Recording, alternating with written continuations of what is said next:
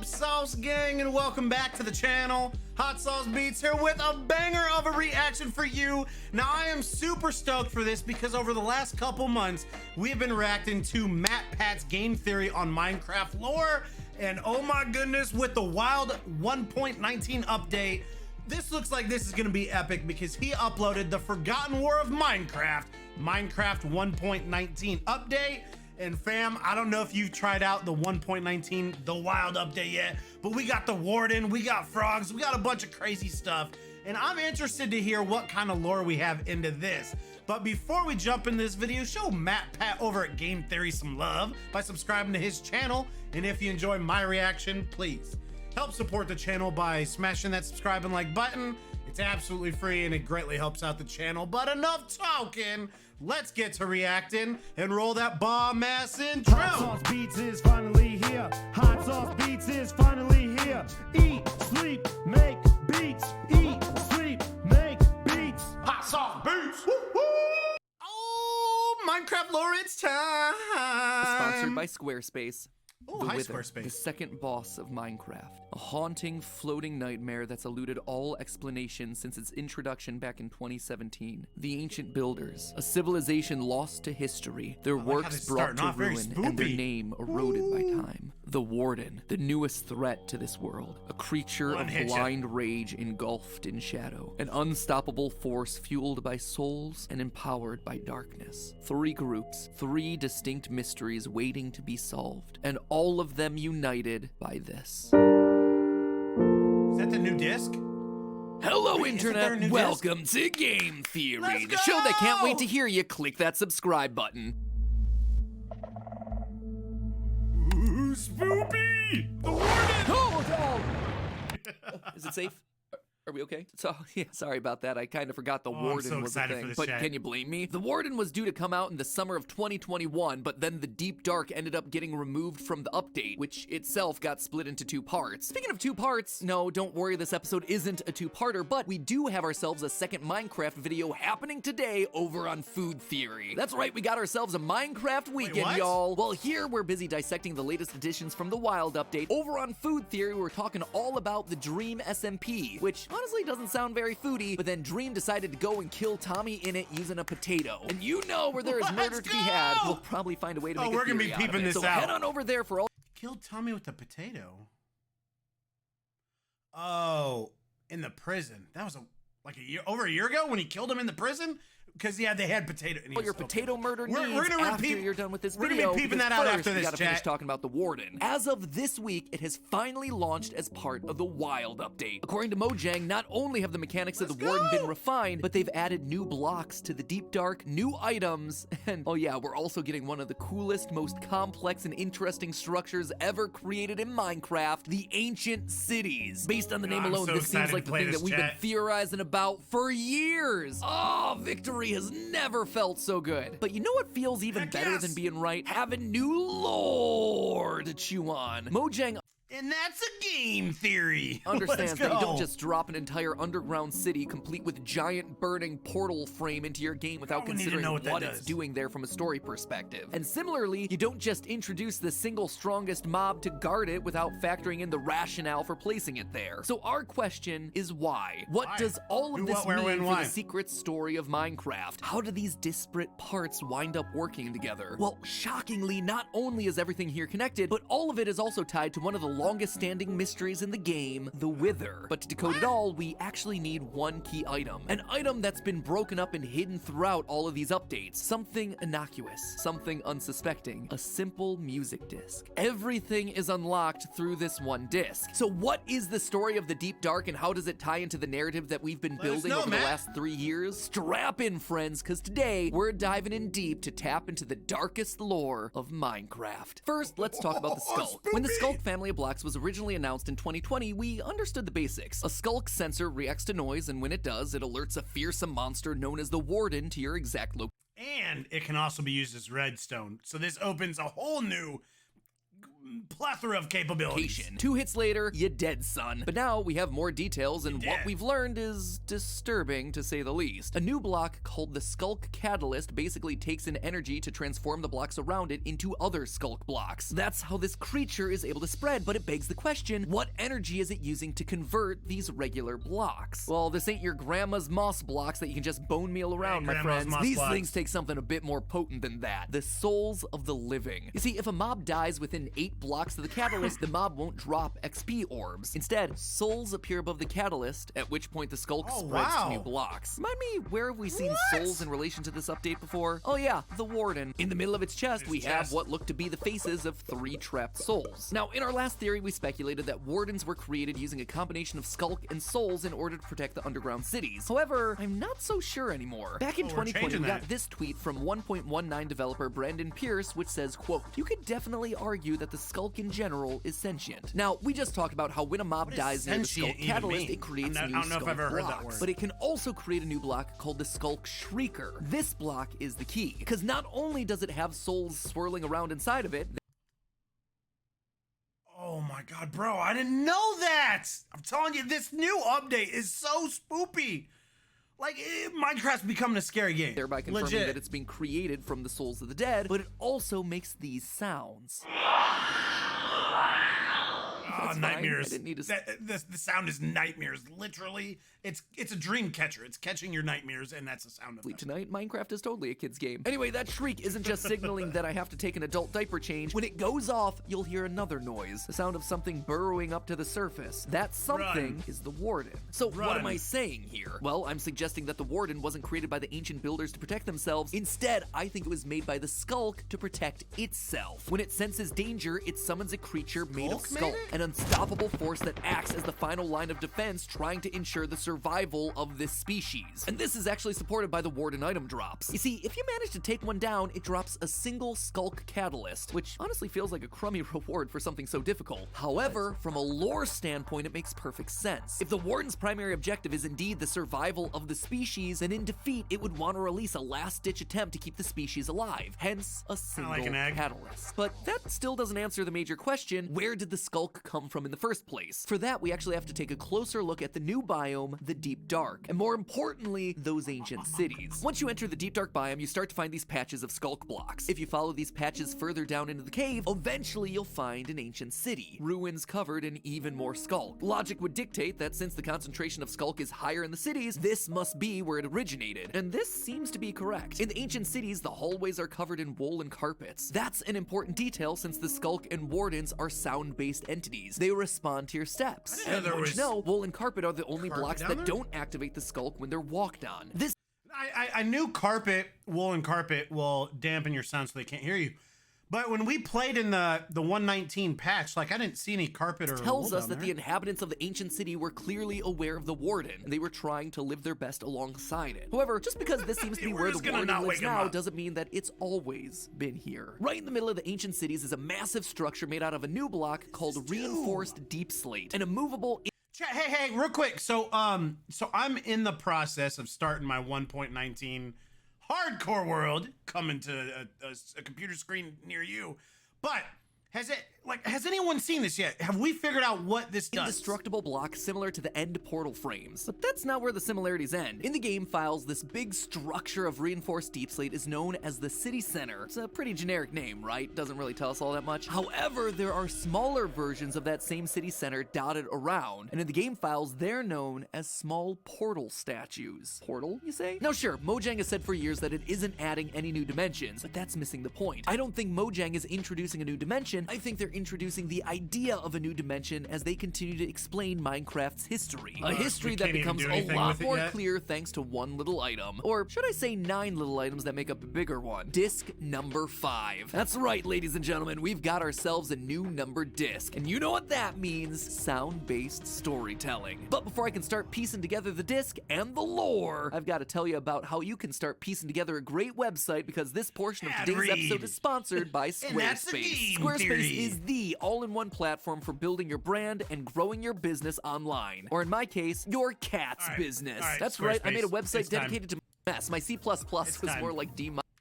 Feeling your perfect website using these incredible perfect way to save 10% on your first website or domain. Thanks again to Squarespace for sponsoring this part of the episode. Thank you for supporting Skip's modeling career. And now, back to our episode. As I alluded to, Disc 5 is actually split into 9 fragments which can be found in chests throughout the ancient city. But instead of delightful music, this one follows in the footsteps of Discs 11 and 13, a sound effect-driven track that's designed to tell us a story in order to fill out the lore of what's going on here. The track starts off with the classic sound of static, like you'd expect from an old record player, but it begins to ramp up into a loud rumble, which is then immediately cut off, followed by what appears to be the speed up of time. We'll hear these sorts of speed ramp effects a lot throughout the disc. The next set of sounds are ones that are familiar to anyone who knows discs 11 and 13. The sound of someone walking underground, this time on dripstone. You can tell based on the footsteps, using their flint and steel to light a fire while bats flutter through the cave. Are they down in the dark city? However, as this character walks, it eventually turns into a march, which is then joined by other footsteps coming from what seems like heavily armored soldiers. We can make out sirens going off in the background.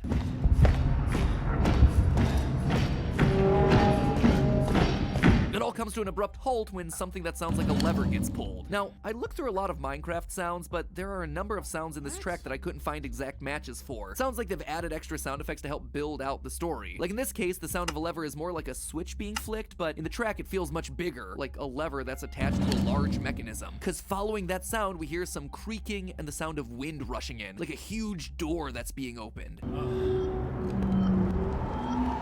After this, we hear our character take a deep breath, only to then hear a monster shriek. So far, it feels relatively self-explanatory. The first person we hear walking is someone leading a charge. And now the first person's dead. They gone, girl, you gone. Or a group of soldiers lighting a torch to help them walk underground. In the distance, we hear the warning sirens of a city blaring. They open the door in order to defend the city against something when suddenly the disc has a weird break. We hear 23 seconds of just music. It's almost like different discs have been smashed together. It was in fragments after all. That would also probably explain all the time warping effects we hear throughout the track. Different chunks of the disc were recorded at different RPMs, which is why the audio is constantly warping and shifting.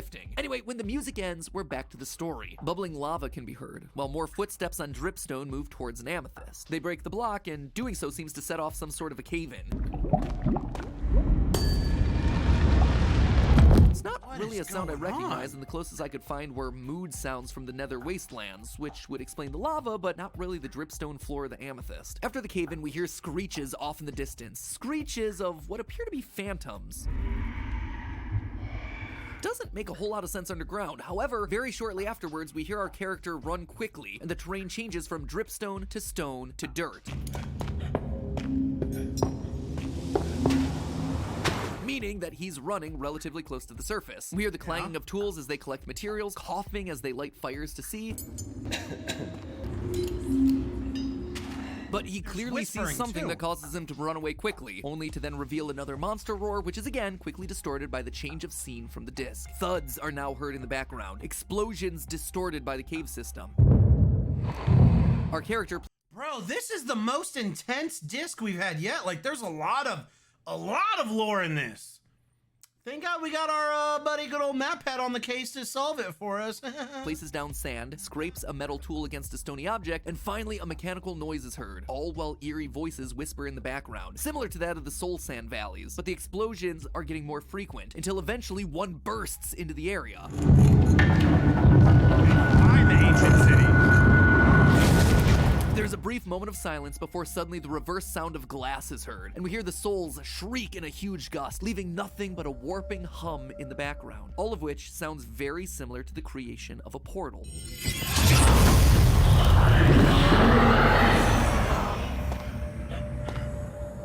In that moment, our character takes a few steps towards the portal. We know this because the sound gets louder, until he places down dirt blocks to help him reach it, where we are then met with the sound of a Skulk sensor and the roar of a warden.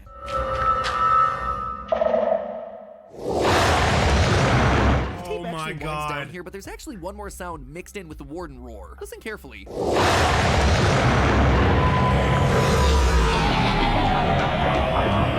Did you catch it? The warden roars, and it's closely followed by a slowed down death sound from one very specific mob, the Wither. So that's the breakdown of the disc from what I can hear, but thinking about the story fragments that we have, the question is, what does it mean? Well, let's actually talk about that last bit. A member of an ancient builder society, the same one that made these underground cities, is out caving, collecting precious materials, when all of a sudden he hears something out in the distance. He rushes to the surface only to see the Wither floating there. This leads to the first section of the disc with the Oh, the sirens and the explosions. emergency sirens blaring. The Wither is on its way, so the city needs to mobilize its army to try and take it down. They travel through the caves until they get to a secure entrance. When they open the gates, it's clear that their worst fears have come true. The Wither has followed the colonists down into the depths. They can hear the Wither's explosions in the distance, getting closer and more frequent. Desperate for an escape, they rush to finish the new portal technology they've been working on. They've clearly built portals before, specifically to the Nether, where they've learned about the properties of soul sand. We know this because of the lanterns that are all around the ancient city. They begin to make the final touches to their portal. They make it out of a block that is so impenetrable not even the Wither can destroy it. This is gonna be their ticket out. They place soul sand underneath this new portal and they light it, which is exactly what we see left over in the ancient cities. There are also still remnants of their experiments underneath the portal. Redstone circuits, experimenting with powering blocks, how much power you can output with different objects, redirecting power, ultimately. Whoa, that's real? That's like there now? Underneath there's all this redstone? Soul sand seems to be the most powerful source of energy. What? Combining all of these things together allows them to open the portal. The souls from the soul sand screaming as they're used to power it. At that moment, the Wither breaks through. The builder makes his way to the portal to escape, but it's not what they expect. From the portal comes the warden, who destroys the Wither, but also brings the Skulk into this world. And so that is the story of Disc 5, the origins of the warden. It's not an experiment gone wrong, it's a desperate escape attempt to the wrong place, which brings with it a new and deadly invasive species, the Skulk. But the thing is, Disc 5 isn't the end of our story, because how did the ancient builders go from here all the way to the end? Well, it may be slightly more speculative, but hear me out. The warden comes through the portal and kills the Wither. This wasn't the ancient builders' intent, but hey, worked out for them regardless. And so they worship the warden as some kind of god. This is why there are candles all around the portal, along with the portal being shaped to look like the warden. However, this blissful ignorance doesn't last forever. The ancient builders carry on with their lives, but doing so activates the new Skulk that's around, which eventually resummons the warden. The warden then goes on to kill many ancient builders, spreading the Skulk further. Those that do manage to survive try what they can to remain in the city that they've built. They put down carpets and wool to make sure that they don't make sounds while walking around, but it's not enough. Even opening their chests sets the Skulk off, and so they're forced to leave the city. The few that remain decide, rather than building vast cities, to instead build one fortified fortress, the Stronghold, built with confusing hallways and winding staircases in order to give them the ability to outrun the warden should the Skulk make its way to them. In these strongholds, they create the end portals and use them to escape from this unforgiving world, only to then get stuck on the other side. So there you have it, the origin of one of Minecraft's newest and most dangerous mobs. The warden isn't a failed experiment, but rather an invasive species that came from another world. And while many are begging for a new dimension to be added to the game, Disc 5 serves as a warning of what happens when you open portals to mysterious new lands. If the warden is what popped out last time, I fear what lies in wait should we open it again. But what's hey, next? that's just a theory. A game theory. Thanks for watching. Let's go! Oh my god, there it is, chat. Oh my god. Yep, we're reacting to that next. Reacting to that next. Chat, let me bring you in. What? Fam, this is what we needed. I'm so glad he did this weekend, the same week that the wild update has came out, because we needed this, right? We got new stuff, we got new lore, we need Matt Pat to dissect it, which he did, and I think he kind of hit the nail on the head with this one, chat. I think I was a little confused listening to the disc, like what was going on, but then when he started explaining it, like his idea of what was going on with the sounds painted me a pretty good picture, and I like that picture. I agree with it. I do think, and I didn't even think about the weather, but again, you hear the sirens, the explosions, the army marching, you know, that makes sense. And then all of a sudden they light up this new portal, out comes the warden and the Skulk. Oh, I cannot wait to play this new update. And I can't wait to have hiccups on the outro like I always do. But this was good, fam. I love Matt Pat's Minecraft lore. It is so good. These theories are amazing. And let me know what you think of this. I think he kind of hit this one on the head. I think I even agree with all of it. It was good. But keep an eye open because I will be reacting to food theories. Can you kill someone with a potato? Dream SMP coming up next. I hope you guys enjoyed this, and if you did, please help support the channel by smashing that subscribe and like button. It's absolutely free and it greatly helps out the channel. Enjoy the rest of your day, and remember, it's eat, sleep, and make beats, and as usual, be kind of what it up. And that's all I got. Boom, I'm out. Got nothing but love for the Sauce Gang. Boop, boop, peace, I'm out.